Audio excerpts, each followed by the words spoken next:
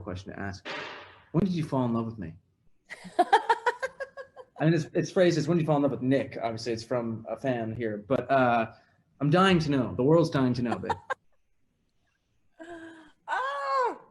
I think the first time I felt like this was it was, you remember when I came to the studio with Mubina Yeah. after the Dodgers game, like the next day. So it's in the book, but let's spell it out. So we meet once, don't see each other for a year, hang out again briefly, and then it's another year before we say, okay, let's really give this a shot. We go to the Hollywood Bowl to see Beauty and the Beast, have an amazing magical night. That's the start of things. Then it's a Dodgers game the next day, which is the sort of confirmation that, oh, this wasn't just a fluke. We really like each other. And we sit down for dinner, we talk and have the most amazing conversation. And within 48 hours, we're saying I love you and all this stuff. This is the next thing of this 3-day thing was you came to a studio. I was working on some music, and what happened? How did you fall in love with me? Tell me everything, every detail. I love how much you're enjoying this. But I came to the studio with a friend of mine, and I was like really shaken up by just the whole your You were energy. confused why you liked me. You're like, why am I falling for this guy? Because your energy is insane. You don't like, one thing to know about my husband is when he wants something, like there's nothing that can come in the way of that. And like he'll just make the whole world believe in what he believes in, and that's what was happening to me. I kind of just was going along with this energy that you were. And but that moment where I really felt like my knees buckled, I think, was when you were conducting that choir of these amazing gospel singers. And it was so attractive to see you just telling these amazing musicians how you wanted them to sound. And it was a song you were composing for a Broadway show you had written. And I just found that very attractive. Nice. See, I'll just answer it too. I've described this a few times to some of your friends, and your mom asked me, when we first really started dating. It was the moment you walked into the room. We had had a friendship for a couple of years prior, and it was a two-part thing. You walked into the room at the Chateau Marmont before we went to the Beauty and the Beast live show, and I felt this incredible sense of peace, like just everything in the world was going to be okay, and I had an awareness in my gut that you were the person I would be with, and I didn't question. I didn't, I didn't run from it either, which, at that point in my life, I wasn't sure what was next for me as far as a relationship would go, and if I was ready to be a good partner yet. But I felt all of a sudden, one moment, this peace wash over me, seeing you, and then 2 days later, or the following day, just talking with life about you, and things in which, I had felt like insecure to share about myself, or my point of view, or my ambition, even all these other factors. And you actually empowered me in those, and made me feel supported like a partner before we were even there yet. So it's a two-part falling in love moment. But it's pretty easy. Cheating like that. Even I had a multiple part falling in love moment. Well, it's not a competition, babe. Okay, got it. To answer them. Oh no. The Why first would you one do me is like that, Bob? we have 3 beautiful dogs. We've got Gino, Panda, and we've got Diana, and they all had Instagram profiles. But all of a sudden, Gino doesn't. So do you want to fill us in on what happened to Gino's Instagram profile? This is just for anyone watching. This is why my wife is so amazing. It's because she's incredibly honest, painfully honest in Gino's case. Babe, go ahead and tell them what happened. I was editing Gino's profile because I love Gino's personality, and Instagram asked me how old he was, and I said he was under 1 year old, and they said, well, he can't have an Instagram account. Yeah, and so then his Instagram I got kicked out. So that's where the Instagram account went. For anyone wondering who was following Gino, gone. Oh my gosh, all my secrets are gonna come out. I'm working on it. It should be back up soon, hopefully. Excellent. Please, Okay. Instagram, please. Another your favorite character on Bridgerton. Do you have one? Haven't you been I, watching the show? yeah, babe, I finished it. I told you. I know. And are you embarrassed to say who your favorite character is? Is it the obvious choice that's everyone's favorite character? We can just skip over this one. The No. possible next James Bond. Mine is, well, of course, he was amazing in it, but mine was actually Lady Whistledown. It really reminded me of like, my favorite things in Shonda Rhimes shows, like, or even Gossip Girl for that matter, It's that like salacious, fun. So she was really fun, but sure, if you insist. Well, Bridgerton, has been your quarantine show while I've been away from you. And I told you that I've recently got into I'm not going to call it a guilty pleasure because you and I have a rule that there's no such thing as a guilty pleasure. If you like something, Yeah. like it, it's fine. But I told you I've been getting really into Bling Empire, which has I become, have to see that today. That's it's, what you I'm got gonna to be watch it doing. today and then I'll save a few episodes for us to watch together when I get What back. episode are you on now? So I'll catch up. I mean, I'm just burning through it. I'm probably Oh, five episodes. snap. Oh, gosh. Okay, okay. I'll catch. Is there, personally that you would like to see happen as we come out of this pandemic time and start to get back to a little version of normal? I want to start traveling again, Bobs. We did Dude, so much of that. I want to see shows. I want to see you guys on tour again. I loved the Happiness Begins tour last year. It was Mom and I were just talking about it yesterday when we were listening to your new album. And we were very excited about the possibility of that. Just life, like how we did it. Being able to travel on location, go out with friends, just do dinners, maybe go watch a show. I'm really looking forward to that sort of normalcy. No?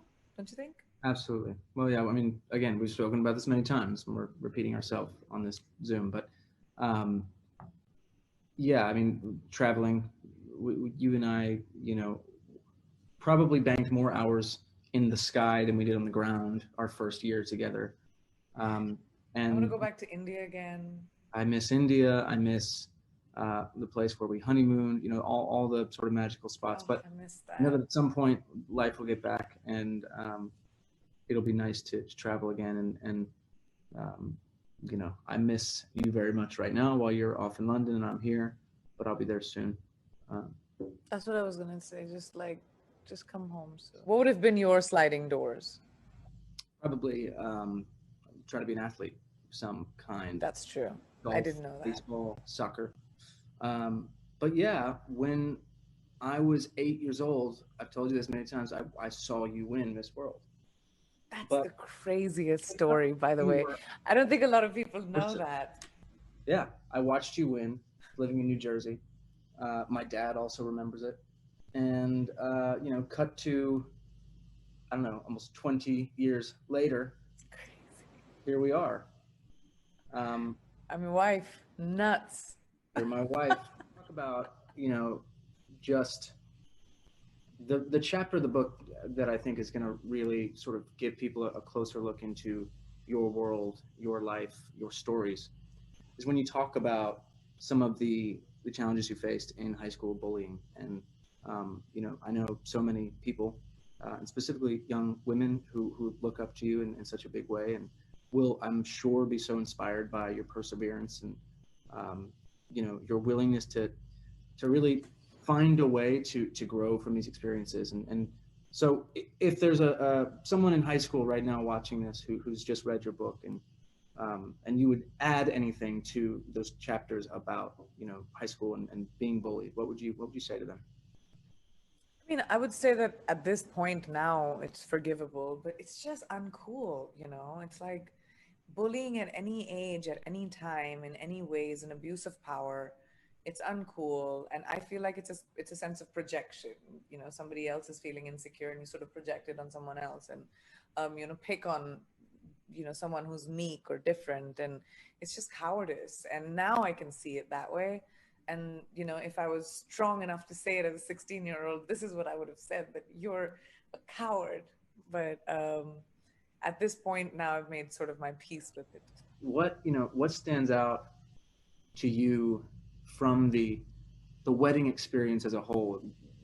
Because I love the way you've written it, and my brothers and I are working on a book as well at the moment, and I've spoken about it, and it was great to see that the stories were the same, right? We Oh, thank remember it. God. We aligned on our stories. Oh, that's great. Can you imagine if Blood Only Comes difference Out, is- which is the name of the book, when Blood comes out, your stories are completely different from mine. Exactly. Can't do that. But the only difference is obviously I wasn't in the room when you were with your girls the night before and opened the various gifts. Um, but what of those memories that you've shared in the book, and there are some that we've kept private for ourselves as is important. What's your favorite? Was it when I beat you like 3 or 4 times the ring game, or the other various wedding games that I won? Was that? Funny. So most North Indian weddings have like little games, built into them, which the bride and the groom have to play. And yes, Nick may have beat me multiple times. Me and my family and friends. Yes, Your yes, family yes, and friends. Yeah. yes. Team groom, fairly and squarely may But it's have all won, to make except for cricket. the families come together. It's not meant to be Yeah, it's not real competition. It's basically so that everyone gets to know each other. But that part was my favorite, actually. Just to be able to see your family and my family sort of have to talk to each other and kind of getting to know each other and dipping into things that they'd never done, especially like my Indian family who had probably not been to, a lot of them had never been to, a Christian wedding like that.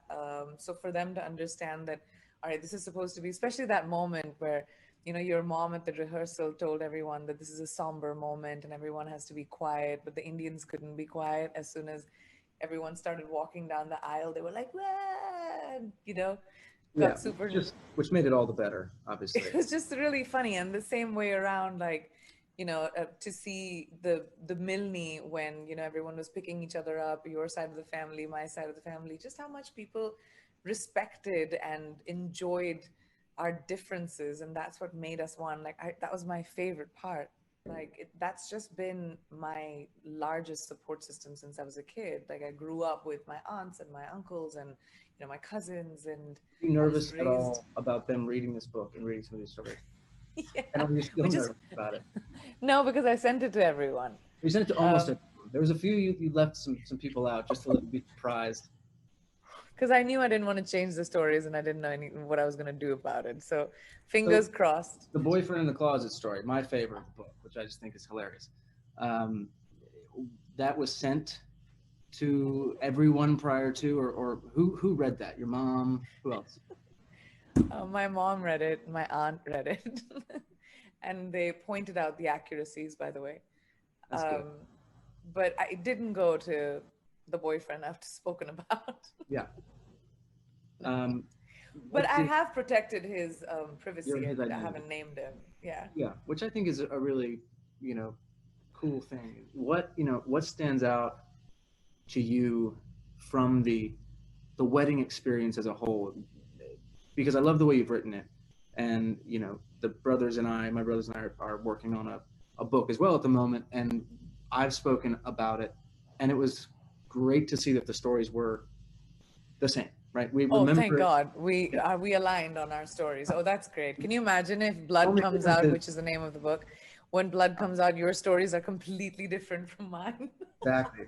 Can't do that. But the only difference is obviously I wasn't in the room when you were with your girls the night before and opened the various gifts.